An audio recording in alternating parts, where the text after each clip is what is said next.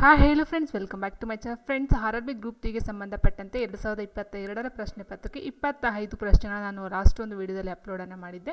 ಮುಂದುವರೆದ ಈ 25ರಿಂದ ಮುಂದುವರೆದಂಥ ಒಂದು ಭಾಗವನ್ನು ಈ ಒಂದು ವಿಡಿಯೋದಲ್ಲಿ ನಾವು ನೋಡ್ತಾ ಹೋಗೋಣ. ಸೊ 25 ಲಾಸ್ಟ್ ಆಗಿದೆ. ಇನ್ನು 26ನ ನೋಡ್ತಾ ಹೋಗೋಣ.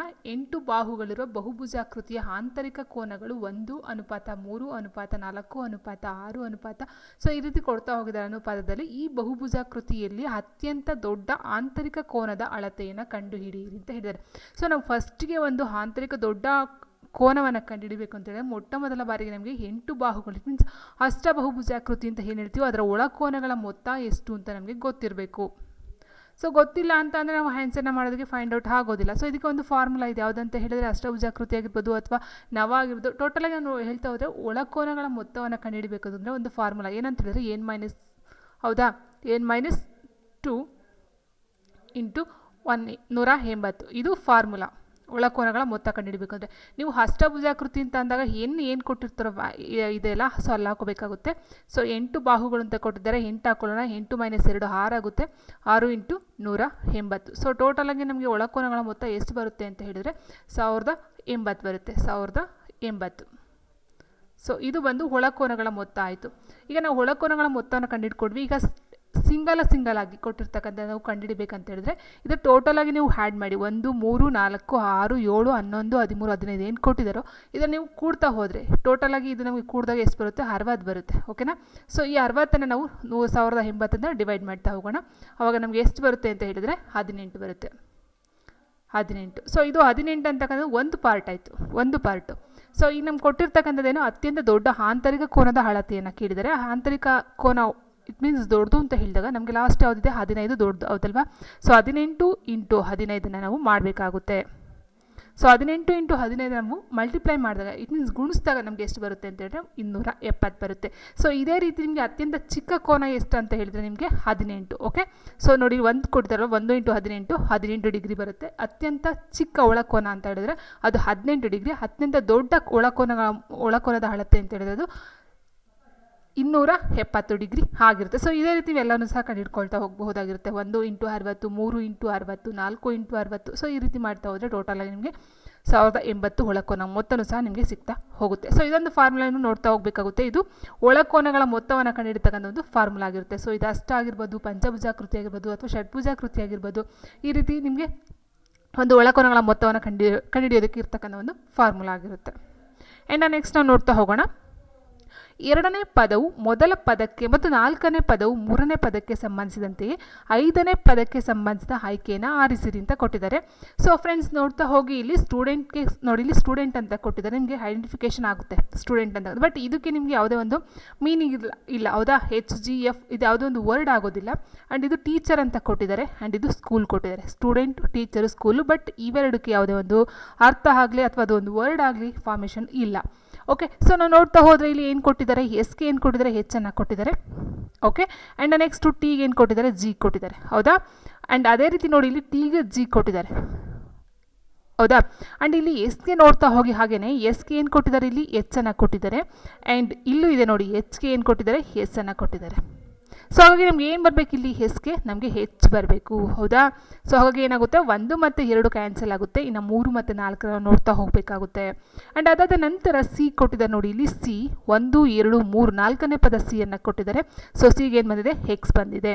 ಓಕೆ? ಸೊ ಆ್ಯಂಡ್ ಎಕ್ಸ್ ಎರಡಕ್ಕೂ ಸಹ ಕೊಟ್ಟಿದ್ದಾರೆ. ಎಚ್ಗೆ ಎಸ್ ಅಂತ ಕೊಟ್ಟಿದ್ದಾರೆ. ಓಕೆ? ಅದಾದ ನಂತರ ನಾವು ನೋಡ್ತಾ ಹೋದರೆ ಓಗೆ ಏನು ಬಂದಿದೆ ಅಂತ ನೋಡ್ತಾ ಹೋಗಬೇಕಾಗುತ್ತೆ. ಓಗೆ ಇಲ್ಲಿ ಏನೂ ಇಲ್ಲ, ಆದರೆ ಇಲ್ಲಿ ಡಬಲ್ ಓ ಇದೆ. ಸೊ ಡಬಲ್ ಎಲ್ ಇದೆ. ಓಕೆ? ಅದು ಆ ರೀತಿ ನಾವು ನೋಡ್ಕೊಳ್ಬಹುದಾಗಿರುತ್ತೆ. ಡಬಲ್ ಓಗೆ ಡಬಲ್ ಎಲ್. ಸೊ ಹಾಗಾಗಿ ಆಪ್ಷನ್ 3 ಅಂತ ತೊಗೊಳ್ಬಹುದಾಗಿರುತ್ತೆ. ಆ್ಯಂಡ್ ಎಲ್ಗೂ ಸಹ ಕೊಟ್ಟಿಲ್ಲ ಇಲ್ಲಿ. ಬಟ್ ಈ ಒಂದು ಸಿಂಬಾಲಿಕಲ್ಲಿ ಏನು ಕೊಟ್ಟಿದ್ದಾರೋ ಡಬಲ್ ಓಗೆ ಡಬಲ್ ಎಲ್ಲು, ಸೊ ಇದನ್ನ ನಾವು ಐಡೆಂಟಿಫಿಕೇಷನ್ನ ಮಾಡ್ಕೋಬಹುದಾಗಿರುತ್ತೆ. ಆ್ಯಂಡ್ ನೆಕ್ಸ್ಟ್ ಕ್ವಶನ್ ನೋಡ್ತಾ ಹೋಗೋಣ. ತ್ರಿಭುಜದ ವಿಸ್ತೀರ್ಣ 85 ಸೆಂಟಿಮೀಟರ್ ಸ್ಕ್ವೇರ್ ಮತ್ತು ಅದರ ಪಾದದ ಉದ್ದ 5 ಸೆಂಟಿಮೀಟರ್ ಆಗಿದೆ. ಹಾಗಾದರೆ ಈ ಪಾದಕ್ಕೆ ಅನುರೂಪವಾದ ತ್ರಿಭುಜದ ಎತ್ತರವನ್ನು ಕಂಡುಹಿಡಿಯಿರಿ. ಸೊ ನೋಡಿ, ಇಲ್ಲಿ ತ್ರಿಭುಜದ ವಿಸ್ತೀರ್ಣ ಏನು ಕೊಟ್ಟಿದ್ದಾರೋ ಪಾದದ ಉದ್ದ 5 ಸೆಂಟಿಮೀಟರ್ ಆದರೆ ಹಾಗಾದರೆ ಆ ಪಾದಕ್ಕೆ ಅನುರೂಪವಾದ ತ್ರಿಭುಜದ ಎತ್ತರವನ್ನು ಕಂಡುಹಿಡಿಯಿರಿ ಅಂತ ಕೊಟ್ಟಿದ್ದಾರೆ. So very simple. ತ್ರಿಭುಜವನ್ನು ಕೊಟ್ಟಿದ್ದಾರೆ. ಓಕೆ? ಸೊ ಇದು ಆ್ಯಕ್ಚುಲಿ ಮೌಸಲ್ಲಿ ನಾವು ಮಾಡ್ತಕ್ಕಂಥದ್ದು. ಸ್ವಲ್ಪ ಅಡ್ಜಸ್ಟ್ ಮಾಡ್ತಾ ಹೋಗಿ. ತ್ರಿಭುಜದ ಒಂದು ವಿಸ್ತೀರ್ಣ ಅಂತ ಹೇಳಿದ್ರೆ 85. ಸೊ ಫಾಸ್ಟ್ ಡೈರೆಕ್ಟಾಗಿ ಮಾಡಿ ಸೊ ಫಾರ್ಮುಲಾ ಬಂದು ಏರಿಯಾ ಇಸ್ ಈಕ್ವಲ್ ಟು ತ್ರಿಭುಜದ ಒಂದು ವಿಸ್ತೀರ್ಣ ಸೂತ್ರ ಆಫ್ ಇಂಟು ಬಿ ಎಚ್, ಹೌದಾ, ಬೇಸ್ ಇಂಟು ಹೈಟ್ ಅಂತ ಬರುತ್ತೆ. ಸೊ ವಿಸ್ತೀರ್ಣವನ್ನು ಕೊಟ್ಟಿದ್ದಾರೆ 85 ಈಕ್ವಲ್ಸ್ 1/2. ವ್ಯಾಲ್ಯೂನ ಸಬ್ಸ್ಟಿಟ್ಯೂಷನ್ ಮಾಡ್ತಾ ಹೋಗೋಣ. ಇಲ್ಲಿ ಕೊಟ್ಟಿದ್ದಾರೆ ಬೇಸ್ ಪಾದದ ಉದ್ದ ಕೊಟ್ಟಿದ್ದಾರೆ 5 ಸೆಂಟಿಮೀಟ್ರ್, ಮತ್ತು ಪಾದದ ಎತ್ತರವನ್ನು ಕೊಟ್ಟಿಲ್ಲ, ನಾವು ಕಂಡುಹಿಡಬೇಕಾಗುತ್ತೆ. ಸೊ 5ನ ಡಿವೈಡ್ ಮಾಡ್ತಾ ಹೋದಾಗ 5 1 5, 5 1 5, 5 1 35 ಆಯಿತು. So 17 34, H is equal to 34 ಬರುತ್ತೆ, 34 ಸೆಂಟಿಮೀಟರ್. ಆಪ್ಷನ್ 1 ಆಗಿರುತ್ತೆ. ಆ್ಯಂಡ್ ನೆಕ್ಸ್ಟ್ ಪ್ರಶ್ನೆ ನೋಡ್ತಾ ಹೋಗೋಣ. ಎರಡನೇ ಪದವು ಮೊದಲನೇ ಪದಕ್ಕೆ ಸಂಬಂಧಿಸಿದಂತೆ ಮತ್ತು 6ನೇ ಪದವು 5ನೇ ಪದಕ್ಕೆ ಸಂಬಂಧಿಸಿದಂತೆ 3ನೇ ಪದಕ್ಕೆ ಸಂಬಂಧಿಸಿದ ಆಯ್ಕೆಯನ್ನು ಆರಿಸಿ ಬರೆಯಿರಿ ಅಂತ ಕೊಟ್ಟಿದ್ದಾರೆ. ನೋಡಿ ಫ್ರೆಂಡ್ಸ್, ಹಾಗೆ ಸ್ವಲ್ಪ ಒಂದೇ ಒಂದು ಸೆಕೆಂಡ್ ಅಬ್ಸರ್ವ್ ಮಾಡ್ತಾ ಹೋಗಿ. 32 ಕೊಟ್ಟಿದ್ದಾರೆ ಫಸ್ಟು, ಅದಾದ ನಂತರ 52 ಕೊಟ್ಟಿದ್ದಾರೆ, ಅದಾದ ನಂತರ 42 ಕೊಟ್ಟಿದ್ದಾರೆ, ಹೌದಾ. ಸೊ 32 42 52. ಅದೇ ರೀತಿ 56 66, ಸೊ 76 ಬರಬೇಕಾ? ತುಂಬ ಈಸಿ ಇದೆ, ಅಂಥ ಟಫ್ ಏನಲ್ಲ ಇದು. 76 ಆಗಿರುತ್ತೆ. ಆ್ಯಂಡ್ ನೆಕ್ಸ್ಟು 2022 ಪ್ರಶ್ನೆ ಆಗಿರುತ್ತೆ. ಇದು ಕರೆಂಟ್ ಅಫೇರ್ಸು, ವ್ಯಾಪಾರ ಮತ್ತು ಕೈಗಾರಿಕೆ ಅಂತ ಕೊಟ್ಟಿದ್ದಾರೆ. ಸೊ ಓಕೆ, ನೋಡ್ಕೊಳ್ತಾ ಹೋಗಿ. ಆ್ಯಂಡ್ ನೆಕ್ಸ್ಟ್ ಪ್ರಶ್ನೆ, find the mode of the following data of student ages ಅಂತ ಕೊಟ್ಟಿದ್ದಾರೆ. ಸೊ ಫಸ್ಟ್ಗೆ ನಿಮಗೆ ಮೋಡ್ ಅಂದರೆ ಅಂತ ಗೊತ್ತಿರಬೇಕು. ಸೊ ಇದು ಇಂಗ್ಲೀಷಲ್ಲಿ ಇದೆ ಕ್ವಶನು, ಹೇಳ್ಬಿಡ್ತೀನಿ. ಮೋಡ್ ಅಂತ ಹೇಳಿದರೆ ಬಹುಲಕ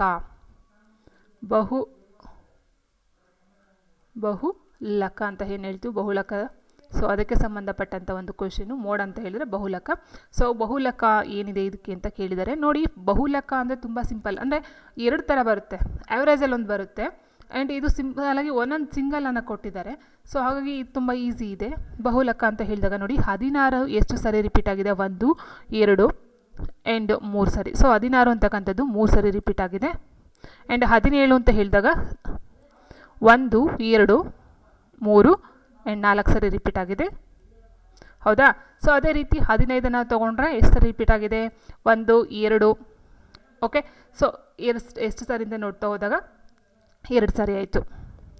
ಅದೇ ರೀತಿ ನೋಡ್ತಾ ಹೋದರೆ 2 ಸರಿ ಇದೆ. ಅದೇ ರೀತಿ ನೀವು ನೋಡ್ತಾ ಹೋದರೆ ಇನ್ನು ಉಳಿದಿರ್ತಕ್ಕಂಥ 15 ಆಯಿತು, 17 16 ಆಯಿತು, 14 ಇದೆ. 14 ಬಂದು 3 ಸರಿ ಇದೆ. ಆ್ಯಂಡ್ 13 ಬಂದು 2 ಸರಿ ಇದೆ ನೋಡಿ, 13 ಇಲ್ಲಿ ಮತ್ತು ಇಲ್ಲಿ. 12 ಬಂದು ಇದೇ ರೀತಿ 12 ನೋಡ್ತಾ ಹೋದರೆ 12 ಬಂದು 2 ಸರಿ ಇದೆ, 10 ಬಂದು 2 ಸರಿ ಇದೆ, 11 ಬಂದು 1 ಸರಿ ಇದೆ. ಸೊ ಇಟ್ ಮೀನ್ಸ್ ಬಹುಲಕ ಅಂತೇಳಿದ್ರೆ ಒಂದು ಸಂಖ್ಯೆ ಅತಿ ಹೆಚ್ಚು ಬಾರಿ ರಿಪೀಟ್ ಆಗಿರ್ತಕ್ಕಂಥದ್ದು. ಒಂದು ಸಂಖ್ಯೆ ಅತಿ ಹೆಚ್ಚು ಜಾಸ್ತಿಯಾಗಿ ರಿಪೀಟ್ ಆಗಿ ಬಂದಿರತಕ್ಕಂಥದ್ದು ಬಹುಲಕ ಅಥವಾ ಮೋಡ್ ಅಂತ ಕರಿತೀವಿ. ಸೊ ಇಲ್ಲಿ 17 ಅಂತಕ್ಕಂಥದ್ದು 4 ಸರಿ ರಿಪೀಟ್ ಆಗಿದೆ, ಹಾಗಾಗಿ ಆನ್ಸರು 17 ಆಗಿರುತ್ತೆ. ಆ್ಯಂಡ್ ನೆಕ್ಸ್ಟ್ ಮುಂದಿನ ಪ್ರಶ್ನೆ, ಕೆಳಗೆ ಒಂದು ಹೇಳಿಕೆಯನ್ನು ನೀಡಲಾಗಿದ್ದು ಆಯ್ಕೆಗಳ 4 ತೀರ್ಮಾನಗಳನ್ನು ನೀಡಲಾಗಿದೆ. ನೀಡಲಾಗಿರುವ ಹೇಳಿಕೆಯ ಆಧಾರದ ಮೇಲೆ ಯಾವ ತೀರ್ಮಾನವು ಸರಿ ಎಂದು ಕಂಡುಹಿಡಿಯಿರಿ. ಸೊ ಒಂದು ಹೇಳಿಕೆಯನ್ನು ಕೊಟ್ಟಿದ್ದಾರೆ. ಸೊ ತುಂಬ ಸಿಂಪಲ್, ಇವೆಲ್ಲ ಅಷ್ಟೊಂದೇನು ತಲೆ ಕೆಡಿಸ್ತಕ್ಕಂಥ ಪ್ರಾಬ್ಲಮ್ಸೇ ಅಲ್ಲ. ನೋಡಿ, ಇಲ್ಲಿ ಫಸ್ಟ್ ಇದು ನೋಡಿ ಆನ್ಸರ್ ಕೊಟ್ಟಿದ್ದಾರಲ್ವಾ. ಸೊ ಇದು ನೋಡ್ತಾ ಹೋಗೋಣ. D is greater than N. So ಅಂದರೆ ಡಿ ಅಂತಕ್ಕಂಥದ್ದು ಎನ್ಗಿಂತ ದೊಡ್ಡದು ಅಂತ ಕೊಟ್ಟಿದ್ದಾರೆ. ಆದರೆ ಇಲ್ಲಿ ಕೊಟ್ಟಿರ್ತಕ್ಕಂಥದ್ದು ನೋಡಿ, ಇಲ್ಲಿದೆ ಡಿ, ಹೌದಾ. ಎನ್ಗಿಂತ ಡಿ ಏನಾಗುತ್ತೆ? ಸೊ ಎನ್ನು ದೊಡ್ಡದಿದೆ ಅಂತ ಕೊಟ್ಟಿದ್ದಾರೆ. ಸೊ ಇಲ್ಲಿ ಏನಾಗಿದೆ? N is greater than D ಅಂತ ಕೊಟ್ಟಿದ್ದಾರೆ. ಸೊ ಹಾಗಾಗಿ ಇದು ತಪ್ಪಾಗುತ್ತೆ, ಹೌದಾ. ಆ್ಯಂಡ್ ಇದು ಏನಾಗಿದೆ? N is smaller than E, ಅಂದರೆ ಇ ದೊಡ್ಡದು ಎನ್ ಚಿಕ್ಕದು ಅಂತ. ಇಲ್ಲ ನೋಡಿ, ಇಲ್ಲಿ ಎನ್ನೇ ದೊಡ್ಡದಿದೆ, ಹೌದಾ. ಇಲ್ಲೂ ಅಷ್ಟೇ ಎನ್ನು ದೊಡ್ಡದಿದೆ. ಸೊ ಹಾಗಾಗಿ ಇದು ಸಹ ತಪ್ಪಾಗುತ್ತೆ. ಆ್ಯಂಡ್ ಕೆ ಇಸ್ ಕೆ ಇಲ್ಲಿದೆ ನೋಡಿ, ಕೆಗಿಂತ ಯಾವುದು? ವೈ, ಹೌದಲ್ವಾ. ಸೊ ಇಲ್ಲಿ ಕೆಗೆ ದೊಡ್ಡದು ಅಂತ ತೋರಿಸಿದ್ದಾರೆ, ವೈ ಚಿಕ್ಕದಾಗುತ್ತೆ ಅಲ್ಲಿಗೆ. ಸೊ ಆದರೆ ಇಲ್ಲಿ ರಿವರ್ಸ್ ತೋರಿಸಿದ್ದಾರೆ. ಇನ್ನು ಫಸ್ಟ್ ಒನ್ ನೋಡ್ತೀವಿ ಅಂತ ಹೇಳಿದ್ರೆ W is greater than D, ಹೌದಾ. ಸೊ ಡಬ್ಲ್ಯೂ ಅಂತಕ್ಕಂಥ ಡಿಗಿಂತ ದೊಡ್ಡದು, ಹಾಗಾಗಿ ಆನ್ಸರ್ ಆಪ್ಷನ್ 1 ಆಗಿರುತ್ತೆ. ಆ್ಯಂಡ್ ನೆಕ್ಸ್ಟ್ ಪ್ರಶ್ನೆ ಆಗಿದೆ, refer to the following number series and answer the question that follows. So ಅಂದರೆ how many such odd digits are there, each of which is immediately preceded by an even digit and also immediately followed by an odd digit ಅಂತ ಹೇಳಿದರೆ how many such odd digits. So ಅಂದರೆ odd numbers ಅಂತ ಹೇಳಿದರೆ ನಿಮ್ಗೆ ಏನು ಬರಬೇಕು ಅಂದರೆ it means ಬೇಸ ಸಂಖ್ಯೆ ಅಂತ ಹೇಳ್ತೀವಲ್ವಾ. ಸೊ ಬೇಸ ಸಂಖ್ಯೆ ಆಗಿರಬೇಕು. ಆದರೆ each of which is immediately preceded by an even number, ಇದಕ್ಕಿಂತ ಮೊದಲು ಏನು ಬರಬೇಕಂದ್ರೆ ಈವನ್ ನಂಬರ್ ಅಂದರೆ ಸಮ ಸಂಖ್ಯೆ ಇರಬೇಕು. ಫಸ್ಟು ಸಮ ಸಂಖ್ಯೆ ಬರಬೇಕು, ಆಮೇಲೆ ಬೇಸ ಸಂಖ್ಯೆ ಬರಬೇಕು, ಅದಾದ ನಂತರ ಇಮಿಡಿಯೇಟ್ಲಿ ಫಾಲೋಡ್ ಬೈ ಅನ್ ಹಾಡ್ ಡಿಜಿಟ್, ಇಟ್ ಮೀನ್ಸ್ ಬೇಸ ಬರಬೇಕು. ಸೊ ಅದಾದ ನಂತರ also immediately followed by hot digit ಅಂದರೆ ಬೇಸ ಸಂಖ್ಯೆ ಬರಬೇಕು. ಸೊ ಮಧ್ಯ ಬೇಸ ಬರಬೇಕು, ಅದಾದ ನಂತರ ಬೇಸ ಸಂಖ್ಯೆ ಬರಬೇಕು, ಹಿಂದಿನ ಸಂಖ್ಯೆ ಏನಾಗಿರಬೇಕು ಸಮ ಸಂಖ್ಯೆ ಆಗಿರಬೇಕು. ಸೊ ನೋಡಿ ಇಲ್ಲಿ ಬೇಸ ಸಂಖ್ಯೆ ಇಲ್ಲಿದೆ, ಮುಂದೆನೂ ಬೇಸ ಇಲ್ಲಿದೆ, ಹಿಂದೆ ಸಮ ಸಂಖ್ಯೆ ಇದೆ. ಸೊ ಇದೊಂದು ಓಕೆ. ಆದರೆ ಅದೇ ರೀತಿ ಇದನ್ನು ನಾವು ತೊಗೊಳ್ತೀವಿ ಅಂತ ಹೇಳಿದರೆ ನೋಡಿ 5 ಆಗಲಿ 3 ಆಗಲಿ, ಸೊ ಹಿಂದೆ ಫಸ್ಟು ಸಮ ಸಂಖ್ಯೆ ಬರಬೇಕು ಹೌದಲ್ವಾ. ಸೊ ಸಮ ಸಂಖ್ಯೆ ಇಲ್ಲಿದೆ, ಓಕೆ ಇಲ್ಲಿದೆ ನೋಡಿ 4, 3, 5. ಸೊ 3 ಬೇಸ ಸಂಖ್ಯೆ ಅಂತ ಹೇಳಿದ್ರೆ ಹಿಂದೆ ಸಮ ಸಂಖ್ಯೆ ಇದೆ, ಮುಂದೆ ಬೇಸ ಸಂಖ್ಯೆ ಇದೆ. ಸೊ ಇದೊಂದಾಗುತ್ತೆ 4, 3, 5. ಆ್ಯಂಡ್ ಅದೇ ರೀತಿ ಇದನ್ನು ನೋಡಬಹುದು ಅಂತ ಹೇಳಿದ್ರೆ ಇನ್ಯಾವುದೂ ಇಲ್ಲ. ಸೊ ನೋಡಿ ಇಲ್ಲೆಲ್ಲ ಸಮ ಸಂಖ್ಯೆ ಇದೆ, ಇಲ್ಲಿ ಸಮ ಅಂತ ತೊಗೊಂಡು ಮುಂದೆ ಯಾವುದೊಂದು ಬೇಸ ಸಂಖ್ಯೆ ಇಲ್ಲ. ಸೊ ಹಾಗೆ ಇಲ್ಲಿ 2 ಬರೋದು 4, 3, 9, 4, 3, 5ರಲ್ಲಿ ನಾವು ತೊಗೊಳ್ತಾ ಹೋದರೆ ಈ ಒಂದು 3 ಈ ಒಂದು 3 ಎರಡು ಬೇಸ ಸಂಖ್ಯೆಗಳನ್ನ ನಾವು ನೋಡ್ತಾ ಹೋಗ್ಬೋದಾಗಿರುತ್ತೆ. ಹಿಂದೆ ಸಮ ಮುಂದೆ ಬೇಸ ಇರ್ತಕ್ಕಂಥ ಬೇಸ ಸಂಖ್ಯೆಗಳು ಎಷ್ಟು ಅಂತ ಹೇಳಿದ್ರೆ ಓನ್ಲಿ 2.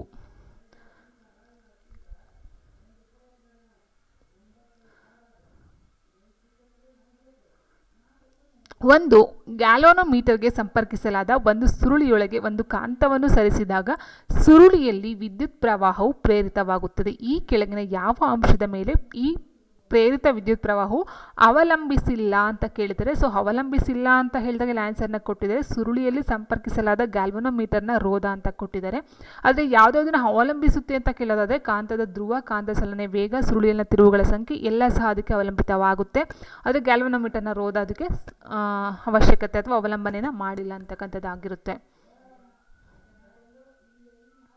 ನೆಕ್ಸ್ಟ್, ಒಟ್ಟು 50 ವಿದ್ಯಾರ್ಥಿಗಳು ಸಾಲಿನಲ್ಲಿ ಇದ್ದಾರೆ. ಅಂಕಿತ್ ಸಾಲಿನ ಮೊದಲಿನಿಂದ 19ನೇ ಸ್ಥಾನದಲ್ಲಿ ಇದ್ದಾನೆ. ಹಾಗಾದರೆ ಸಾಲಿನ ಕೊನೆಯಿಂದ ಎಣಿಸಿದರೆ ಒಟ್ಟು 50 ವಿದ್ಯಾರ್ಥಿಗಳು ಸಾಲಿನಲ್ಲಿ ಇದ್ದಾರೆ. ಅದು ಅಡ್ಡ ಸಾಲ ಅಥವಾ ನೇರ ಸಾಲ ಯಾವ ರೀತಿ ಮುಖ ಮಾಡಿದರೆ ಏನು ಕಿಡಿಲ್ಲ. ಓಕೆ, ನೀವು ಹಿಂಗಾದರೂ ತೊಗೊಳ್ಳಿ, ಹಿಂಗಾದರೂ ತೊಗೊಳ್ಳಿ, ಹಿಂಗಾದರೂ ತೊಗೊಳ್ಳಿ. ಒಟ್ಟು ಇರ್ತಕ್ಕಂಥದ್ದು ಟೋಟಲ್ ಆಗಿ ಎಷ್ಟು 50 ಜನ. ಸೊ ಮೇಲಿನಿಂದ ಅಂಕಿತ್ ಸಾಲಿನ ಮೊದಲಿನಿಂದ ಏನು ಮಾಡ್ತಾನೆ, ಇಲ್ಲಿಂದ ಇಲ್ಲೆಲ್ಲೋ 19ನೇ ಸ್ಥಾನಕ್ಕೆ ಬರ್ತಾನೆ. ಓಕೆ, ಸೊ ಇದು 1 ಅಂತ ಹೇಳಿದ್ರೆ 1ರಿಂದ 19ನೇ ಸ್ಥಾನದಲ್ಲಿ ಅವನು ಇದ್ದಾನೆ. ಹಾಗಾದರೆ ಈ ಕಡೆಯಿಂದ ಎಷ್ಟನೇ ಸ್ಥಾನಕ್ಕೆ ಬರ್ತಾನೆ ಪ್ರಶ್ನೆ ಇದಾಗಿರುತ್ತೆ. ಸೊ ನೋಡಿ 50ರಿಂದ 50ನೇ ಕೌಂಟ್ ಮಾಡ್ಕೊಳ್ಳಿ. 50ರಿಂದ 50ಕ್ಕೆ 1 ಆಗುತ್ತೆ. ಸೊ ಇದೇ ರೀತಿ ಕೌಂಟ್ ಮಾಡ್ಕೊಳ್ತಾ ಹೋದರೆ 41ಕ್ಕೆ 10 ಜನ ಬರ್ತಾರೆ. ಸೊ 40ಕ್ಕೆ ಬರಲ್ಲ, 41ಕ್ಕೆ 10 ಜನ ಬರೋದು. ಅದೇ ರೀತಿ 31ಕ್ಕೆ 20 ಜನ ಆಯ್ತಾರೆ. ಸೊ ಹೌದಾ, ಅದೇ ರೀತಿ 21ಕ್ಕೆ 30 ಜನ ಆಯ್ತಾರೆ. 21ಕ್ಕೆ ಅದಾದ ನಂತರ ನೋಡ್ತಾ ಹೋಗಿ 21ಕ್ಕೆ 30 ಆದರೆ 20ಕ್ಕೆ ಎಷ್ಟಾಗ್ತಾರೆ 31 ಆಗ್ತಾರೆ. ಸೊ 19ನೇ ಪ್ಲೇಸ್ಗೆ ಎಷ್ಟು ಬರ್ತಾರೆ 32ನೇ ಪ್ಲೇಸ್ ಆಗುತ್ತೆ. ಈ ರೀತಿ ನೀವು ಕೌಂಟ್ ಮಾಡ್ಕೋಬೇಕಾಗುತ್ತೆ. ನೀವು ಡೈರೆಕ್ಟಾಗಿ 50ರಲ್ಲಿ 19ನ ಲೆಸ್ ಮಾಡೋ ಹಾಗಿಲ್ಲ. ನೀವು ಈ ರೀತಿ ಕೌಂಟನ್ನು ಇಟ್ ಮೀನ್ಸ್ ನೋಡಿ ಲೆಕ್ಕ ಹಾಕ್ಕೊಳ್ಳಿ. 50, 49, 48, 47, 46, 45, 44, 43, 42, 41. ಸೊ 41ಕ್ಕೆ 10 ಜನ ಕೌಂಟ್ ಬರೋದು. ಸೊ 50ರಿಂದ 40ಕ್ಕೆ 10 ಜನ ಆಗ್ತಾರೆ ಅಂತಕ್ಕಂಥ ನೀವು ಅಲ್ಲಿ ಮಿಸ್ಟೇಕ್ ಆದರೆ ಇದಕ್ಕೆ ರಾಂಗ್ ಆಗುತ್ತೆ. ತುಂಬ ಸಿಂಪಲ್ ಕ್ವಶನ್ ಇದೆ. ಸೊ ಅದನ್ನು ಫಸ್ಟ್ ನೀಟಾಗಿ ಅರ್ಥ ಮಾಡ್ಕೊಳ್ತಾ ಹೋಗಿ. 50ರಿಂದ 40ಕ್ಕೆ 11 ಜನ ಬರ್ತಾರೆ. 50ರಿಂದ 41ಕ್ಕೆ ಎಷ್ಟು ಬರ್ತಾರೆ 10 ಜನ ಬರ್ತಾರೆ. ಇದನ್ನು ನೀವು ಮೆಂಟಲಿ ಪ್ರಿಪೇರ್ ಆಗಬೇಕಾಗುತ್ತೆ. ಸೊ ಆನ್ಸರ್ ಅಂತ ಹೇಳಿದ್ರೆ ಆಪ್ಷನ್ 3 32. ಆ್ಯಂಡ್ ನೆಕ್ಸ್ಟು ಇದೊಂದು ಫಿಸಿಕ್ಸ್ಗೆ ಸಂಬಂಧಪಟ್ಟಂಥ ಕ್ವಶನು. ಸರಣಿಯಲ್ಲಿ ಜೋಡಿಸಲಾದ 3 ರೋಧಕಗಳಾದ R1, R2 ಮತ್ತು R3ಯಾದ್ಯಂತ ವಿಭವಗಳು ಕ್ರಮವಾಗಿ V1, V2 ಮತ್ತು V3 ಆಗಿವೆ. ಅವುಗಳ ಮೂಲಕ ಹರಿಯುವ ಒಟ್ಟು ವಿದ್ಯುತ್ ಪ್ರವಾಹವನ್ನು ಪ್ರತಿನಿಧಿಸಿದರೆ ಅವುಗಳಾದ್ಯಂತ ಇರುವ ಒಟ್ಟು ವಿಭವ ಎಷ್ಟು ಅಂತ ಕೇಳಿದ್ದಾರೆ. ವೋಲ್ಟೇಜನ್ನು ಕೇಳಿದ್ದಾರೆ ಇಲ್ಲಿ. ಸೊ ಆನ್ಸರ್ ಅವರೇ ಕೊಟ್ಟಿದ್ದಾರೆ V = V1 + V2 + V3 ಅಂತ. ಸೊ ನೋಡ್ಕೊಳ್ತಾ ಹೋಗಿ. ಆ್ಯಂಡ್ ಅದಾದ ನಂತರ ಮುಂದಿನ ಪ್ರಶ್ನೆ ಹೀಗಿದೆ.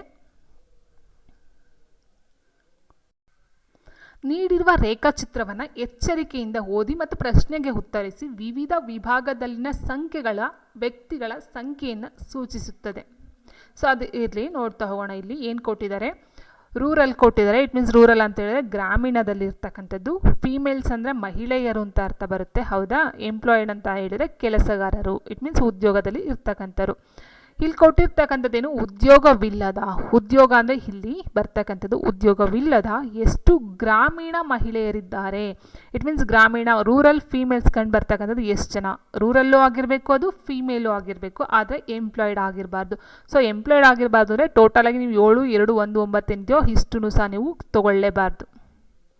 ಇನ್ನು ಉಳಿದಿರ್ತಕ್ಕಂಥದ್ದು ರೂರಲ್ಲು, ಗ್ರಾಮೀಣದಲ್ಲಿ ಬರ್ತಕ್ಕಂಥ ನೋಡಿ ಇದು ರೂರಲ್ ಅಂತ ಹೇಳಿದಾಗ ಇದು ಇನ್ಕ್ಲೂಡ್ ಆಗುತ್ತೆ, ಫೀಮೇಲ್ ಅಂತ ಹೇಳಿದ್ರೆ ಇದು ಇನ್ಕ್ಲೂಡ್ ಆಗುತ್ತೆ. ಇಟ್ ಮೀನ್ಸ್ 6 ಅಂತಕ್ಕಂಥದ್ದು ಆಗಿರುತ್ತೆ. ಅದು ಉದ್ಯೋಗ ಇಲ್ಲ ಇರ್ತಕ್ಕಂಥದ್ದು ಮತ್ತು ಅವರು ಫೀಮೇಲ್ ಆಗಿರ್ತಕ್ಕಂಥ ಹಳ್ಳಿಯಲ್ಲಿ ಅಥವಾ ಗ್ರಾಮೀಣ ಪ್ರದೇಶದಲ್ಲಿ ವಾಸ ಮಾಡ್ತಕ್ಕಂಥವ್ರು ಆಗಿರ್ತಾರೆ. ಆ್ಯಂಡ್ ನೆಕ್ಸ್ಟ್ 6 ಆಯಿತಾ, ಆನ್ಸರ್ ಸಿಕ್ತಂತ ಅಂದ್ಕೊಳ್ತೀನಿ. ಸೊ 6 ಆಗಿರುತ್ತೆ. ಆ್ಯಂಡ್ ನೆಕ್ಸ್ಟ್ ಇದೊಂದು ಕರೆಂಟ್ ಅಫೇರ್ಸ್ ಆಗಿರುತ್ತೆ. As of August 2022 the maintenance and welfare of parents and senior citizen act of which year governs the financial security welfare and protection of senior citizens ಅಂತ ಕೊಟ್ಟಿದ್ದಾರೆ. So answer 2007 ಅಂತ ಅವ್ರಿಗೆ ಕೊಟ್ಟಿದ್ದಾರೆ. And next 39ನೇ ಪ್ರಶ್ನೆ ಹೀಗಿದೆ. 7 ವ್ಯಕ್ತಿಗಳು BDK, FMQ ಮತ್ತು W ಉತ್ತರಕ್ಕೆ ಎದುರಾಗಿ ನೇರ ಸಾಲಿನಲ್ಲಿ ಕುಳಿತಿದ್ದಾರೆ. ಹೌದಾ? ಸೊ ನಾನು ಹೇಳಿದಾಗೆ ನಮಗೇನೋ ಡೌಟ್ಸ್ ಇದೆ ಅಂತ ಹೇಳಿದಾಗ ನಾವು 2 ಲೈನನ್ನು ಹಾಕ್ಕೊಡ್ಬೇಕು. ಉತ್ತರ ಅಂತ ಹೇಳಿದಾಗ ಈ ಕಡೆಗೆ ಫೇಸನ್ನು ಮಾಡ್ಕೊಂಡಿರ್ತಾರೆ. ಹೌದಾ? ಉತ್ತರಕ್ಕೆ ಫೇಸನ್ನು ಮಾಡ್ಕೊಂಡಿರ್ತಾರೆ. ಸೊ ಇಲ್ಲಿ ಎಷ್ಟು ಜನ ಇದ್ದಾರೆ? 1 2 3 4 5 6 7 ಜನ ಇದ್ದಾರೆ. ಸೊ 1 2 3 4 5 6 7.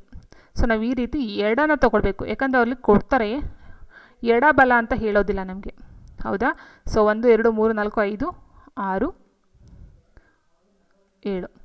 ಈಗ ಏನಾಗಿದೆ, ಡಿ ಸಾಲಿನ ಒಂದು ತುದಿಯಿಂದ 2ನೇ ಸ್ಥಾನದಲ್ಲಿ ಕುಳಿತಿದ್ದಾನೆ. ನೋಡಿ, ಇದು ತುಂಬ ಇಂಪಾರ್ಟೆಂಟು.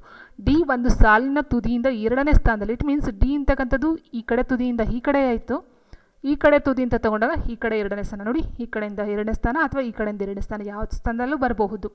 ಆ್ಯಂಡ್ ನೆಕ್ಸ್ಟ್ ಡಿ ಮತ್ತು ಎಫ್ ನಡುವೆ ಕೇವಲ 2 ವ್ಯಕ್ತಿಗಳು ಮಾತ್ರ ಕುಳಿತಿದ್ದಾರೆ. ನೋಡಿ, ಡಿ ಮತ್ತು ಎಫ್ ಮಧ್ಯೆ 2 ವ್ಯಕ್ತಿಗಳು ಕೂತಿದ್ದಾರೆ. ಯಾರಂತ ಗೊತ್ತಿಲ್ಲ. ಓಕೆ, ಸೊ ಎಫ್ ಅಂತ ಹೇಳಿದಾಗ ನೋಡಿ ಇಲ್ಲಿ ಎಫ್ ಬಂತು, 2 ಕುಳಿತಿದ್ದಾರೆ.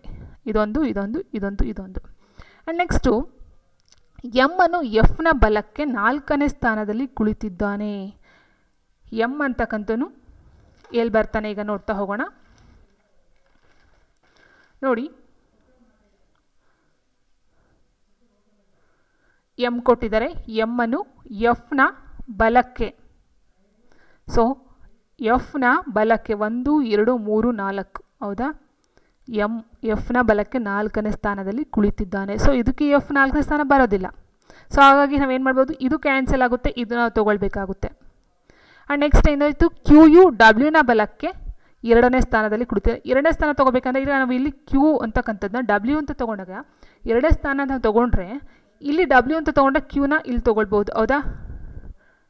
ಕ್ಯೂ ಯು ಡಬ್ಲ್ಯೂನ ಬಲಕ್ಕೆ 2ನೇ ಸ್ಥಾನ. ನೋಡಿ, ಬಲ ಇದಾಯಿತು, 1 2ನೇ ಸ್ಥಾನಕ್ಕೆ ಬರ್ತಾನೆ. ಇನ್ನು ಇಲ್ಲಿ ಡಬ್ಲ್ಯೂ ತೊಗೊಂಡ್ರೆ ಇಲ್ಲಿ ಕ್ಯೂ ಬರಬೇಕಿತ್ತು, ಬಟ್ ಇಲ್ಲಿ ಎಫ್ ಇದೆ, ಜಾಗ ಇಲ್ಲ. ಅರ್ಥ ಮಾಡ್ಕೊಳ್ಳಿ, ಈ ರೀತಿ ನಾವು ಬರಿಬೇಕಾಗುತ್ತೆ. ಆ್ಯಂಡ್ ನೆಕ್ಸ್ಟ್ ಏನು ಕೊಟ್ಟಿದ್ದಾರೆ, ಕೆ ಯು ಡಬ್ಲ್ಯೂನ ತಕ್ಷಣದ ನೆರೆಯವನು ಅಲ್ಲ. ಕೆ ಅಂತಕ್ಕಂಥನು ಡಬ್ಲ್ಯೂನ ತಕ್ಷಣ ನೆರೆಯವನಲ್ಲ ಅಂದರೆ ಇಲ್ಲಿಗೆ ಬರಬೇಕು. ಹೌದಾ? ಅಕ್ಕಪಕ್ಕ ಬರಲ್ಲ ಡಬ್ಲ್ಯೂಗೆ ಅಂತ ಹೇಳಿದ್ರೆ ಇಲ್ಲಿ ಬರಬೇಕು. ಉಳಿದಿರ್ತಕ್ಕಂಥದ್ದು ಬಿ ಇಲ್ಲಿ ಬರ್ತಾನೆ. ಓಕೆ, ಸೊ ಬಿಯ ಎಡಕ್ಕೆ ಎಷ್ಟು ಜನರು ಕುಳಿತಿದ್ದಾರೆ? ಇಲ್ಲಿ ಬಲ ಎಡ ಅಂತ ಅಂದರೆ ಇದು ಬಲ ಬರುತ್ತೆ, ಇದು ಎಡ ಬರುತ್ತೆ. ಹೌದಾ? ಸೊ ಎಡಕ್ಕೆ ಎಷ್ಟು ಜನ ಇದ್ದಾರೆ? ಯಾರೂ ಇಲ್ಲ. ಈ ರೀತಿ ನೀವು 2 ಹಾಕೋಬೇಕಾಗುತ್ತೆ. ಸೊ ನೀವು 1 ಹಾಕ್ಕೊಂಡ್ರೆ ಸ್ವಲ್ಪ ಟೈಮು ವೇಸ್ಟ್ ಆಗುತ್ತೆ. ಇದು ಬರಲಿಲ್ಲ, ಆಯ್ತು, ತಪ್ಪಾಯಿತು, ಈ ರೀತಿ ಮಾಡೋ ಬದಲು 2 ಹಾಕ್ಕೊಂಡು ಅಲ್ಲಿ ಕೊಟ್ಟಿರ್ತಕ್ಕಂಥ ನೆರೆಯ ಅಂತ ಕೊಡ್ತಾರೆ ಅಥವಾ ಬಲ ಅಂತ ಕೊಡ್ತಾರೆ, ಎಡ ಅಂತ ಕೊಡ್ತಾರೆ, 2 ಸಹ ಮ್ಯಾಚ್ ಮಾಡ್ತಾ ಹೋಗಬೇಕಾಗುತ್ತೆ. ಅವಾಗ ಆನ್ಸರು ನಿಮಗೆ ಪಟ್ ಅಂತ ಸಿಕ್ಬಿಡುತ್ತೆ. ಸೊ ಆನ್ಸರ್ ಬಂದು ಬಿಯ ಎಡಕ್ಕೆ ಎಷ್ಟು ಜನ ಕುಳಿತವ್ರೆ ಅಂತ ಹೇಳಿದ್ರೆ ಯಾರೂ ಕುಳಿತಿಲ್ಲ. ಅದೇ ರೀತಿ ಬಲಕ್ಕೆ ಅಂತ ಹೇಳಿದಾಗ 2 4 6 ಜನ ಕುಳಿತಿರ್ತಾರೆ. ಬಲಕ್ಕೆ 6 ಜನ ಇದ್ದಾರೆ, ಎಡಕ್ಕೆ ಯಾರೂ ಇಲ್ಲ ಅಂತಕ್ಕಂಥದ್ದು ಆಗಿರುತ್ತೆ. ನೆಕ್ಸ್ಟ್ ಉತ್ಪಾದನೆ 4 ಅಂಶಗಳು ಯಾವುವು ಅಂತ ಕೇಳಿದರೆ, ಸೊ ಆನ್ಸರು ಭೂಮಿ, ಕಾರ್ಮಿಕ, ಬಂಡವಾಳ ಮತ್ತು ಉದ್ಯಮಶೀಲತೆ. ಸೊ ನೋಡಿ, ಇನ್ನೊಂದು ಪಾಯಿಂಟನ್ನು ನಿಮಗೆ ಹೇಳೋದಕ್ಕೆ ಇಷ್ಟಪಡ್ತೀನಿ. ಕೆಲವರು ಹೇಳ್ತಿದ್ದಾರೆ ಸೋಷಿಯಲಲ್ಲಿ ಸಿಲೆಬಸ್ನ ಕೊಟ್ಟಿಲ್ಲ, ಆದರೆ ಸಿಲೆಬಸ್ ಇಲ್ಲ, ಆದರೆ ಕ್ವಶನ್ಸ್ ಕೊಡಲ್ಲ ಅಲ್ವಾ ಅಂತ. ಇಲ್ಲ, 1 or 2 ಕ್ವೆಶನ್ಸು ಬಂದೇ ಬರುತ್ತೆ. ಸೋಷಿಯಲ್ ನೋಡ್ತಾ ಹೋಗೋಣ, ಈ ಪೇಪರ್ನೇ ಬೆಳೆಸ್ತಾ ಹೋಗೋಣ. ಹಿಂದೆ ಪೇಪರ್ ಸಹ ಆಲ್ರೆಡಿ ಒಂದು ನಾನು ಕೊಟ್ಟಿದ್ದೀನಿ, ನೋಡ್ತಾ ಹೋಗಿ ನೀವು. ಸೋಷಿಯಲು ಸಿಲೆಬಸ್ಸಲ್ಲಿ ಕೊಟ್ಟಿಲ್ಲ ಅಂದ್ರೂ ಅಷ್ಟೇ, ಯಾವುದು ಅರ್ಥಶಾಸ್ತ್ರ ಆಗಿರ್ಬೋದು ಅಥವಾ ಹಿಸ್ಟ್ರಿ ಏನು ಇತಿಹಾಸ ಆಗಿರ್ಬೋದು, ಪೌರನೀತಿ ಆಗಿರ್ಬೋದು, ಸಿವಿಕ್ಸ್ ಆಗಿರ್ಬೋದು. ಸೊ 1 or 2 ಕ್ವೆಶನ್ಸು ಖಂಡಿತವಾಗ್ಲೂ ಬಂದೇ ಬರುತ್ತೆ. ಸಿಲೆಬಸ್ಸಿಂದ ಕೊಟ್ಟಿಲ್ಲ ಅಂದ್ರೂ ಸಹ ಕೊಡ್ತಾರೆ. ಏನು ಈ ಅವೇರ್ನೆಸ್ ಅಂತ ಹೇಳಿದಾರೋ 20 ಮಾರ್ಕ್ಸ್ಗೆ, ಸೊ ಅದರಲ್ಲಿ ಇನ್ಕ್ಲೂಡ್ ಮಾಡಿ ಕೊಡ್ತಕ್ಕಂಥದ್ದು ಇದೆ. ಓಕೆ, ನೋಡಿ, ಇದು ಅಷ್ಟೇ ಅರ್ಥಶಾಸ್ತ್ರಕ್ಕೆ ಸಂಬಂಧಪಟ್ಟಂದು ಉತ್ಪಾದನೆ 4 ಅಂಶಗಳು ಭೂಮಿ, ಕಾರ್ಮಿಕ, ಬಂಡವಾಳ ಮತ್ತು ಉದ್ಯಮಶೀಲತೆ ಅಂತ ಹೇಳ್ಬಹುದಾಗಿರುತ್ತೆ. ಆ್ಯಂಡ್ ನೆಕ್ಸ್ಟ್ ಕ್ವಶನ್ ಬಂದು, ಕೆಳಗೆ ನೀಡಲಾದ ಸರಳೀಕರಣ ಸಮಸ್ಯೆಯನ್ನು ಸರಿ ಮಾಡಲು ಕೆಳಗಿನ ಆಯ್ಕೆ ಚಿಹ್ನೆಗಳನ್ನು ಯಾವ ಜೋಡಿಗಳು ಪರಸ್ಪರ ಬದಲಾಯಿಸುವ ಅಗತ್ಯವಿದೆ ಅಂತ ಕೇಳಿದರೆ, ಸೊ ಇದು ಅಷ್ಟೇ ಬಾಡ್ಮಸ್ ಥಿಯರಮ್ನ ನೀವು ಅಪ್ಲೈ ಮಾಡಲೇಬೇಕು. ಫಸ್ಟು ಡಿವಿಷನ್ನ ಮಾಡಬೇಕು, ಅದಾದ ನಂತರ ಮಲ್ಟಿಪ್ಲಿಕೇಶನ್ ಮಾಡಬೇಕಾಗುತ್ತೆ. ಸೊ ಫಸ್ಟಿಗೆ ಈ ಚಿಹ್ನೆಗಳನ್ನು ನೀವು ಅದಲು ಬದಲು ಮಾಡಿ ನೋಡಬೇಕಾಗುತ್ತೆ. ಓಕೆ. ಅಥವಾ ನೀವು ಇದನ್ನು ಮಾಡಿ ಅಂದರೆ ಅಲ್ಲಿ ಆನ್ಸರ್ ಕೊಟ್ಟಿದ್ದಾರೆ ಅದಕ್ಕೋಸ್ಕರ ಅದು ಅಂತ ಏನಿಲ್ಲ, ನೀವು ಒಂದು ಕಡೆಯಿಂದ ಮಾಡಲೇಬೇಕು, ಚಿಹ್ನೆಯನ್ನು ಚೇಂಜ್ ಮಾಡಿ. ಬಟ್ ನಿಮ್ಮ ಮೆಂಟಲಿ ಏನಿದೆಯೋ ಅದು ತುಂಬ ಶಾರ್ಪ್ ಇರಬೇಕು. ಬೇಗ ಬೇಗ ಮಾಡ್ತಕ್ಕಂಥ ಅಥವಾ ಒಂದು ಕೂಡ್ತಕ್ಕಂಥ ಮಲ್ಟಿಪ್ಲಿಕೇಶನ್ ಮಾಡ್ತಕ್ಕಂಥ ಒಂದು ಕಂಡುಹಿಡಿತಕ್ಕಂಥ ಒಂದು ಮೆಂಟಲ್ ತುಂಬಾ ಶಾರ್ಪ್ ಇದ್ದರೆ ಬೇಗ ಬೇಗ ಕೆಲಸಗಳಾಗ್ತವೆ. ಸೊ ಇಲ್ಲ ಶಾರ್ಟ್ಕಟ್ ಹೇಳಿಂದ ಸೊ ಇವಕ್ಕೆಲ್ಲ ಶಾರ್ಟ್ಕಟ್ ಅಷ್ಟು ಬರೋದಿಲ್ಲ. ನಿಮಗೆ ಮೆಂಟಲಿ ತುಂಬಾ ಸ್ಟ್ರಾಂಗ್ ಇದ್ದರೆ ಸೊ ಅದು ಬೇಗ ಬೇಗ ಆಗಿಬಿಡುತ್ತೆ. ನೋಡಿ, ಈಗ ಪ್ಲಸ್ ಮತ್ತು ಡಿವೈಡೆಡ್ ಬೈನ ಬದಲು ಮಾಡಬೇಕು. ಇಲ್ಲಿ ಪ್ಲಸ್ಸನ್ನು ತೊಗೋಬೇಕು, ಅದಾದ ನಂತರ ಈ ಡಿವೈಡೆಡ್ ಬೈನ ತೊಗೊಳ್ಬೇಕಾಗುತ್ತೆ. ಡಿವೈಡೆಡ್ ಬೈ ತೊಗೊಂಡ್ರೆ ನೋಡಿ 30ಕ್ಕೆ 3 ಡಿವೈಡೆಡ್ ಮಾಡೋದ್ರ ಮೇಲೆ ನಮಗೆ ಎಷ್ಟು ಬರುತ್ತೆ? 10 ಬರುತ್ತೆ. ಹೌದಾ? 10 ಬರುತ್ತೆ. ಸೊ ಅದಾದ ನಂತರ ಏನು ಕೊಟ್ಟಿದ್ರೆ 10 -2 ಅಂತ ಹೇಳಿದರೆ -20 ಆಯಿತು. ಅದಾದ ನಂತರ 25 + 5 ಕೊಟ್ಟಿದ್ದಾರೆ 30 ಆಯಿತು. ಸೊ 30ರಲ್ಲಿ 20 ಹೋದರೆ 10 ಬಂತು. ಸೊ ಇದು ಸರಿ ಇದೆ ಅಂತಕ್ಕಂಥದ್ದು ಒಂದು ಉತ್ತರ ಆಗುತ್ತೆ. ಇದೇ ರೀತಿ ನೀವು ಇದನ್ನು ಸಹ ಮಾಡಬೇಕಾಗುತ್ತೆ. ಇಲ್ಲಿ ಡಿವೈಡೆಡ್ ಬೈಗೆ ಮೈನಸನ್ನು ಹಾಕ್ಕೊಂಡು ನಿಮ್ಗೆ ಏನು ಬರುತ್ತೆ ಅಂತ, ಸೊ ಇಲ್ಲಿ ನೀವು ಡಿವೈಡೆಡ್ ಬೈ ಮೈನಸ್ ತೊಗೊಳ್ಬೇಕಾಗುತ್ತೆ, ಇದು ಮೈನಸ್ ತೊಗೋಬೇಕಾಗುತ್ತೆ, ಇದನ್ನು ಡಿವೈಡೆಡ್ ಬೈ ತೊಗೊಳ್ಬೇಕಾಗುತ್ತೆ. ಈ ರೀತಿ ಬೇಕಂದರೆ ಚೆಕ್ ಮಾಡಿ ನೋಡಿ. ಸೊ ಆನ್ಸರು ಗೊತ್ತಾಗುತ್ತೆ ನಿಮಗೆ. ಆ್ಯಂಡ್ ನೆಕ್ಸ್ಟು, ಈ ಕೆಳಗಿನಲ್ಲಿ ಯಾವ ನಾಳವು ಶ್ವಾಸಕೋಶಗಳನ್ನು ಹೊರತುಪಡಿಸಿ ಹೃದಯದಿಂದ ರಕ್ತವನ್ನು ದೇಹದ ವಿವಿಧ ಅಂಗಗಳಿಗೆ ಸಾಗಿಸುತ್ತದೆ ಅಂತ ಕೊಟ್ಟಿದ್ದಾರೆ. ಸೊ ನೋಡಿ, ಯಾವ ನಾಳು ಶ್ವಾಸಕೋಶಗಳನ್ನು ಹೊರತುಪಡಿಸಿ, ಇಟ್ ಮೀನ್ಸ್ ಶ್ವಾಸಕೋಶಕ್ಕೆ ರಕ್ತವನ್ನು ಕಳಿಸ್ತಕ್ಕಂಥದ್ದು ಯಾವುದು ಅಂತ ಹೇಳಿದರೆ ಪುಷ್ಪಕ ಮಹಾಪಧಮನಿ ಅಂತ ಬರುತ್ತೆ. ಹೃದಯದಿಂದ ರಕ್ತವನ್ನು ದೇಹದ ವಿವಿಧ ಅಂಗಗಳಿಗೆ ಸಾಗಿಸ್ತಕ್ಕಂಥದ್ದು ಮಹಾಪಧಮನಿ. ಅರ್ಥ ಮಾಡ್ಕೊಳ್ಳಿ, ಶ್ವಾಸಕೋಶಕ್ಕೆ ಕಳಿಸ್ತಕ್ಕಂಥದ್ದು ಪುಷ್ಪಕ, ಇಟ್ ಮೀನ್ಸ್ ಮಲ್ಬನರಿ ಆರ್ಟರಿ ಅಂತ ಹೇಳ್ತೀವಿ.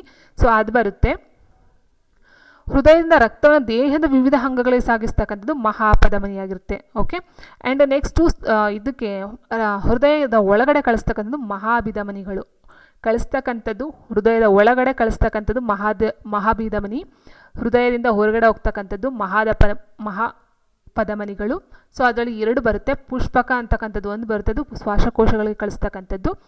ಮಹಾಪಧಮನಿ ಅಂತಕ್ಕಂಥದ್ದು ದೇಹದ ವಿವಿಧ ಅಂಗಗಳಿಗೆ ಕಳಿಸ್ತಕ್ಕಂಥದ್ದು ಆಗಿರುತ್ತೆ, ಸಾಗಿಸ್ತಕ್ಕಂಥದ್ದಾಗಿರುತ್ತೆ. ಆ್ಯಂಡ್ ನೆಕ್ಸ್ಟು, ಕೆಳಗಿನಗಳಲ್ಲಿ ಬೆಳಕಿನ ಚದುರುವಿಕೆಯ ಅನ್ವಯಿಕೆಗಳನ್ನು ಗುರುತಿಸಿ ಅಂತ ಕೊಟ್ಟಿದ್ದಾರೆ. ಇಟ್ ಮೀನ್ಸ್ ಬೆಳಕಿನ ಚದುರುವಿಕೆಗೆ ಸಂಬಂಧಪಟ್ಟಂತೆ ಎಲ್ಲೆಲ್ಲೆಲ್ಲ ಅಪ್ಲೈಡ್ ಮಾಡ್ತೀವಿ ಅಂತಕ್ಕಂಥದ್ದು. ಅಪಾಯದ ಸಂಕೇತಗಳು ಕೆಂಪು ಬಣ್ಣದಲ್ಲಿರುವುದು ಇದೊಂದು ಬರುತ್ತೆ. ಆ್ಯಂಡ್ ನೆಕ್ಸ್ಟ್ ಟೆಂಟಲ್ ಪರಿಣಾಮ ಒಂದು ಬರುತ್ತೆ. ಸೂರ್ಯನ ಕೆಂಪು ಬಣ್ಣ ಮತ್ತು ಆಕಾಶದ ನೀಲಿ ಬಣ್ಣ ಆಗಿರ್ತಕ್ಕಂಥದ್ದಕ್ಕೆ ಮೇನ್ ಕಾರಣ ಅಂತ ಹೇಳಿದ್ದು ಬೆಳಕಿನ ಚದುರುವಿಕೆ ಆಗುತ್ತೆ. ಇನ್ನು ಶೀಘ್ರ ಸೂರ್ಯೋದಯ ಮತ್ತು ವಿಳಂಬಿತ ಸೂರ್ಯಾಸ್ತ ಇದೆಲ್ಲ ಬಂದು ಬೆಳಕಿನ ವಕ್ರೀಭವನಕ್ಕೆ ಬರ್ತಕ್ಕಂಥದ್ದು. ನಕ್ಷತ್ರಗಳ ಮಿನುಗುವಿಕೆ ಇದೆಲ್ಲ ಬರ್ತಕ್ಕಂಥದ್ದು ಬೆಳಕಿನ ಒಂದು ವಕ್ರೀಭವನ, ಸೊ ಅದಕ್ಕೆ ಸಂಬಂಧಪಟ್ಟಂತೆ ಬರುತ್ತೆ. ಆದರೆ ಅಪಾಯದ ಸಂಕೇತಗಳು ಕೆಂಪು ಬಣ್ಣದಲ್ಲಿರ್ತಕ್ಕಂಥದ್ದು ಮತ್ತು ಸೂರ್ಯನ ಕೆಂಪು ಬಣ್ಣ ಮತ್ತು ಆಕಾಶ ನೀಲಿ ಬಣ್ಣಕ್ಕೆ ಮೇನ್ ಕಾರಣ ಅಂತ ಹೇಳಿದ್ರೆ ಅದು ಬೆಳಕಿನ ಚದುರುವಿಕೆ 3 ಬರ್ತಕ್ಕಂಥದ್ದಾಗಿರುತ್ತೆ.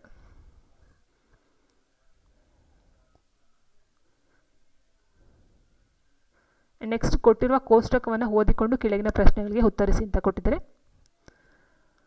S1 ಏನು ಕೊಟ್ಟಿದ್ದಾರೆ? ಒಂದು ಪದದ ಭಾಷಾಂತರಕ್ಕೆ 2 ರೂಪಾಯಿನ ಪಾವತಿಸಿದರೆ ಸೋಮವಾರ ಪುನೀತ್ ಮತ್ತು ಮೋಹಿತ್ ಪಡೆದ ಒಟ್ಟು ಮೊತ್ತ ಎಷ್ಟು? ಸೋಮವಾರ ಇಲ್ಲಿದೆ.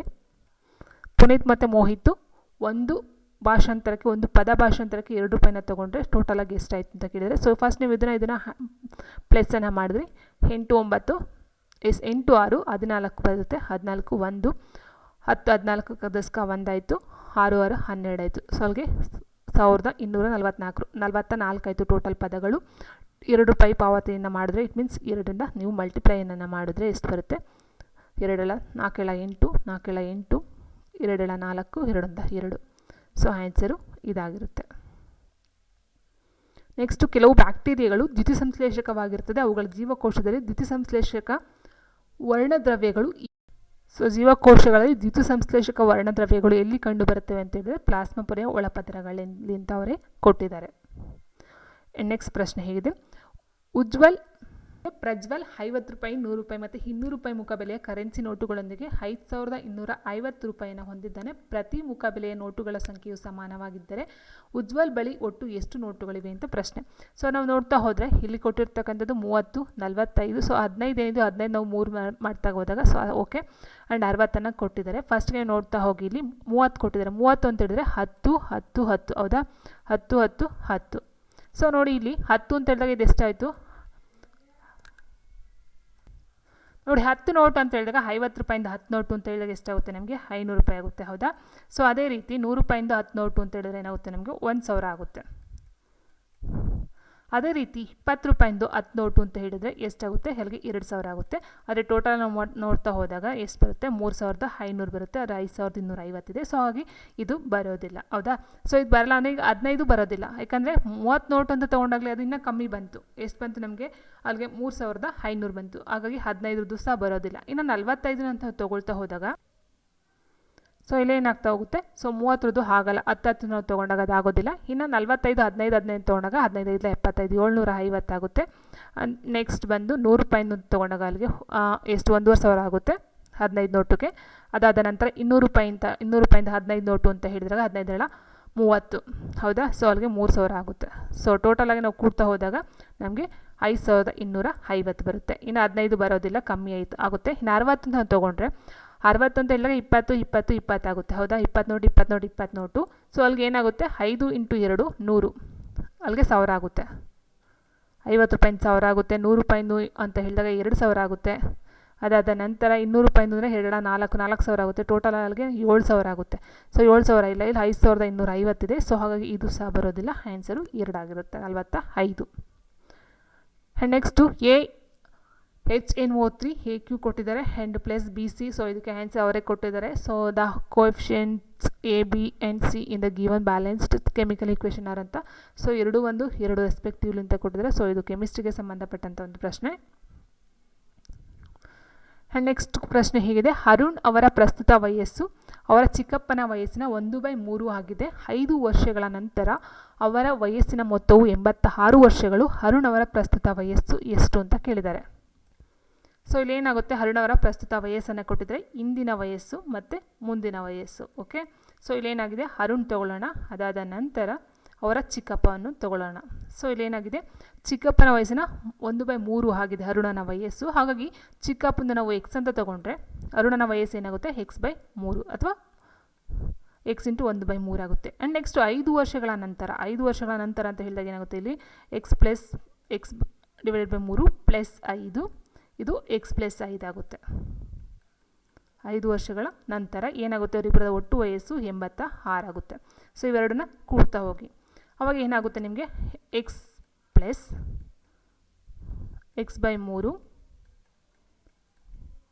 ಈಕ್ವಲ್ಸ್ 86. ನೋಡಿ 5 5 ಕೂಡಿದಾಗ 10 ಆಯಿತು, ಈ ಕಡೆ ಬಂದಾಗ ಸೊ -10 ಆಗುತ್ತೆ. ಸೊ 76 ಆಗುತ್ತೆ, ಹೌದಾ? ಸೊ ಇದಕ್ಕೆ LCM ತೊಗೊಂಡು ಮಾಡ್ತಾ ಹೋದಾಗ ನೋಡಿ 3 LCM ತೊಗೊಳ್ಬೋದು. ಅದಾದ ನಂತರ 3x + 1x 4x ಆಯಿತು, ಈಕ್ವಲ್ಸ್ 76 ಆಗುತ್ತೆ. 76 ಆಯಿತು. ನೋಡಿ ಇವಾಗ 4ನ ಡಿವೈಡ್ ಮಾಡ್ತಾ ಹೋಗಿ 4 × 1 4, 4 × 4 4 9 36. ಸೊ 19.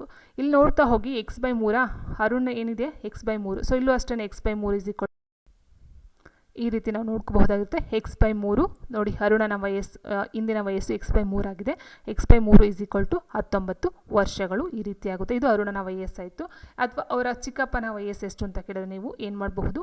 ಎಕ್ಸ್ಗೆ ನಾವು ತೊಗೊಂಡಾಗ x = 19 × 3. ಇದು ಅವರ ಚಿಕ್ಕಪ್ಪನ ವಯಸ್ಸಾಗುತ್ತೆ. 19 57 ವರ್ಷಗಳು ಬಂದು ಚಿಕ್ಕಪ್ಪನ ಏಜ್ ಆಗಿರುತ್ತೆ. ನೆಕ್ಸ್ಟ್ ಪ್ರಶ್ನೆ ಹೇಗಿದೆ: 10 ಮಹಿಳೆಯರು 8 ದಿನಗಳಲ್ಲಿ ಒಂದು ಕೆಲಸವನ್ನು ಮಾಡಬಹುದು. 8 ಪುರುಷರು ಒಂದೇ ಕೆಲಸವನ್ನು 12 ದಿನಗಳಲ್ಲಿ ಪೂರ್ಣಗೊಳಿಸಬಹುದು. ಪುರುಷ ಮತ್ತು ಮಹಿಳೆ ಒಂದು ದಿನದಲ್ಲಿ ಮಾಡಬಹುದಾದ ಕೆಲಸದ ಪ್ರಮಾಣಗಳ ಅನುಪಾತ ಎಷ್ಟು? ನೋಡಿ, ಇಲ್ಲಿ 10 ಮಹಿಳೆಯರು 8 ದಿನಗಳಲ್ಲಿ ಒಂದು ಕೆಲಸವನ್ನು ಮಾಡ್ತಾರೆ. 8 ಪುರುಷರು ಒಂದೇ ಕೆಲಸವನ್ನು 12 ದಿನಗಳಲ್ಲಿ ಪೂರ್ಣಗೊಳಿಸ್ತಾರೆ. ಪುರುಷ ಮತ್ತು ಮಹಿಳೆ ಒಂದು ದಿನದಲ್ಲಿ ಮಾಡಬಹುದಾದ ಕೆಲಸದ ಪ್ರಮಾಣಗಳ ಅನುಪಾತ ಎಷ್ಟು? ಇಲ್ಲಿ ಪುರುಷರು ಕೊಟ್ಟಿಲ್ಲ, ಮಹಿಳೆಯರು ಕೊಟ್ಟಿಲ್ಲ, ಓನ್ಲಿ ಸಿಂಗಲನ್ನು ಕೊಟ್ಟಿದ್ದಾರೆ. ಸೊ ಫಸ್ಟ್ಗೆ ನೋಡ್ತಾ ಹೋದರೆ 10 ಮಹಿಳೆಯರು 8 ದಿನಗಳಲ್ಲಿ ಒಂದು ಕೆಲಸವನ್ನು ಕಂಪ್ಲೀಟ್ ಮಾಡಿದ್ರೆ ಒಬ್ಬ ಮಹಿಳೆ ಎಷ್ಟು ದಿನದಲ್ಲಿ ಮಾಡ್ತಾರೆ, ಹೌದಾ? ಸೊ ಒಂದು ಮಹಿಳೆ 10 ಮಹಿಳೆ 8 ದಿನ ತೊಗೊಂಡ್ರೆ ಒಬ್ಬಳೇ ಮಹಿಳೆ ಎಷ್ಟು ದಿನ ಬೇಕಾಗುತ್ತೆ ತೊಗೊಳಕ್ಕೆ? ಸೊ ಅಲ್ಲಿಗೆ 8 × 10. ಸೊ 10 ಜನ ಮಹಿಳೆಯರು ಮಾಡ್ತಕ್ಕಂಥದ್ದನ್ನ ನಾವು ಏನು ಮಾಡ್ತೀವಿ? ಇಲ್ಲಿಗೆ 10 ಮಹಿಳೆಯರು, ಇಟ್ ಮೀನ್ಸ್ 10 ದಿನ ಅಂತ ತೊಗೊಳ್ಬಹುದಾ?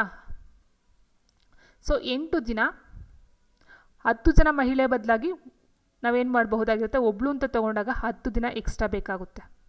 ಸೊ ಅಲ್ಲಿಗೆ ಎಷ್ಟು ದಿನ ಬೇಕಾಗುತ್ತೆ? 80 ದಿನಗಳು ಬೇಕಾಗುತ್ತೆ. ಒಬ್ಬ ಮಹಿಳೆ ಒಂದು ಕೆಲಸವನ್ನು ಕಂಪ್ಲೀಟ್ ಮಾಡಬೇಕಂತ ಹೇಳಿದ್ರೆ ಅಲ್ಲಿಗೆ 80 ದಿನ ಬೇಕು. ಅದೇ ರೀತಿ ಒಬ್ಬ ಪುರುಷ 12 ದಿನಗಳಲ್ಲಿ ಎಷ್ಟು ಇಟ್ ಮೀನ್ಸ್ 12 ದಿನಗಳಿಗೆ 8 ಜನ ಮಾಡಿದ್ರೆ ಒಬ್ಬ ಪುರುಷ ಎಷ್ಟು ದಿನ ತೊಗೊಳ್ತಾನೆ ಅಂತ ಹೇಳಿದ್ರೆ 12 × 96 ದಿನ ತೊಗೊಳ್ತಾನೆ. ಇಟ್ ಮೀನ್ಸ್ ಒಬ್ಬೊಬ್ಬರು ಮಾಡ್ತಕ್ಕಂಥದ್ದು ಕೆಲಸ ಇದು. ಒಂದು ಮಹಿಳೆ ಒಂದು ಕೆಲಸವನ್ನು 80 ದಿನ ಬೇಕು ಕಂಪ್ಲೀಟ್ ಮಾಡೋಕ್ಕೆ. ಅದೇ ರೀತಿ ಒಬ್ಬ ಪುರುಷ ಒಂದು ಕೆಲಸವನ್ನು ಅದೇ ಕೆಲಸವನ್ನು 96 ದಿನ ತೊಗೊಂಡು ಕಂಪ್ಲೀಟನ್ನು ಮಾಡ್ತಕ್ಕಂಥದ್ದು ಆಗಿರುತ್ತೆ. ಇಲ್ಲಿ ಕೇಳಿರ್ತಕ್ಕಂಥದ್ದು ಪ್ರಮಾಣ ಅನುಪಾತವನ್ನು ಕೇಳಿದರೆ ಇಷ್ಟನ್ನು ನೀವು ಹಾಕೊಂಡಾಗ 16ರಿಂದ ತೊಗೊಳ್ಳಿ, 16 × 5 80, 16 × 96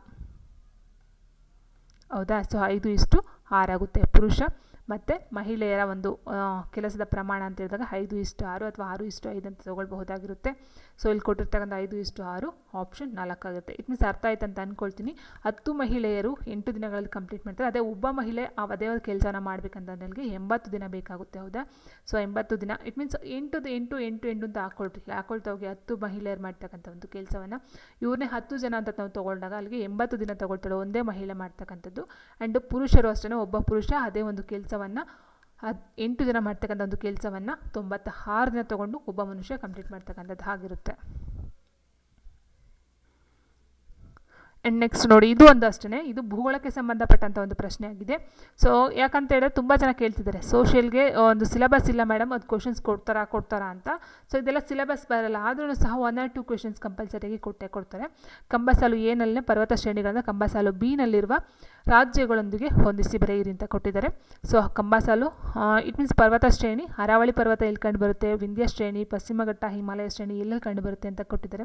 ಸೊ ನಿಮಗೆ ಗೊತ್ತಿರುವ ಹಾಗೆ ಹಿಮಾಚಲ ಶ್ರೇಣಿ ನಿಮಗೆ ಮೇಯ್ನಾಗಿ ಹಿಮಾಚಲ ಪ್ರದೇಶದಲ್ಲಿ ಕಂಡು ಬರ್ತಕ್ಕಂಥದ್ದು. ಆಪ್ಷನ್ 1 ನೋಡ್ತಾ ಹೋದರೆ ನಮಗೆ ಡಿಗೆ 1 ಬರುತ್ತೆ. ಹಿಮಾಲಯ ಶ್ರೇಣಿ ಹಿಮಾಚಲ ಪ್ರದೇಶ, ಅಥವಾ ಇಟ್ ಮೀನ್ಸ್ ಅದು ಉತ್ತರಕ್ಕೆ ಸಂಬಂಧಪಟ್ಟಂಥದ್ದು ಆಗಿರುತ್ತೆ. ಹೌದಾ. ಆ್ಯಂಡ್ ಅದ ನಂತರ ಪಶ್ಚಿಮ ಘಟ್ಟ ಅಂತ ಕೊಟ್ಟಿದ್ದಾರೆ ನೋಡಿ. ಪಶ್ಚಿಮ ಘಟ್ಟ ಏನಿದೆಯೋ ಇದು ಬಂದು ಕೇರಳ ಮತ್ತು ಕರ್ನಾಟಕ. ಹೌದಾ. ಪಶ್ಚಿಮ ಬಂದು ಕೇರಳ ಮತ್ತು ಕರ್ನಾಟಕಕ್ಕೆ, ಇನ್ನು ವಿಂಧ್ಯ ಶ್ರೇಣಿ ಅಂತ ಹೇಳಿದರೆ ಮಧ್ಯಪ್ರದೇಶದಲ್ಲಿ ಕಂಡು ಬರ್ತಕ್ಕಂಥದ್ದು ಆಗುತ್ತೆ. ಆಪ್ಷನ್ 1. ಸೊ ಇವತ್ತಿನ ವಿಡಿಯೋ ಇದಾಗಿತ್ತು.